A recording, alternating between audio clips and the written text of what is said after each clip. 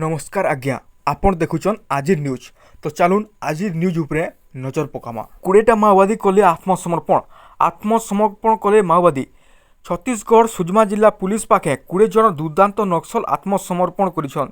छत्तीसगढ़ सरकार तरफ आरंभ होइतिबार घर के फेरी आस नीति रे प्रभाव हेकरी नक्सल संगठन छाड़ी माओवादी माने आत्मसमर्पण करुथिबार सूचना मिली। स्कूल संगे जुड़ी हेबा अंगनवाड़ी केन्द्र गाइडलाइन रो शुभ आरंभ कले केन्द्र मंत्री। नवा दिल्ली ने विज्ञान भवन रो केन्द्र शिक्षा मंत्री धर्मेंद्र प्रधान और केन्द्र महिला और शिशु विकास मंत्री श्रीमती अन्नपूर्णा देवीकर कर कमल थीन गोटे जगार प्राथमिक विद्यालय संगे अंगनवाड़ी केन्द्र माने स्थापना करा बोली गाइडलाइन रो शुभारंभ कराई। जीएसटी काउंसिल नेला बड़ निष्पत्ति। आज बसिथिबार जीएसटी काउंसिल बैठक ने बड़ निष्पत्ति नियायछि।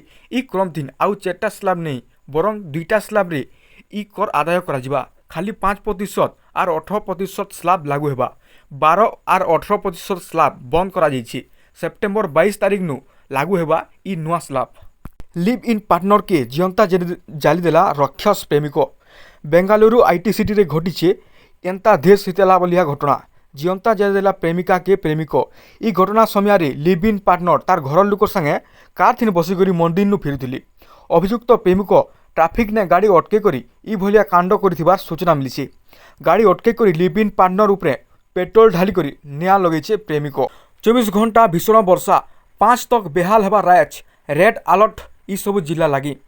पश्चिम ओडिशा रे केते वर्षा। झारसुगुड़ा सुंदरगढ़ और सम्बलपुर रे प्रबल रु अति प्रबल वर्षा हो पारे।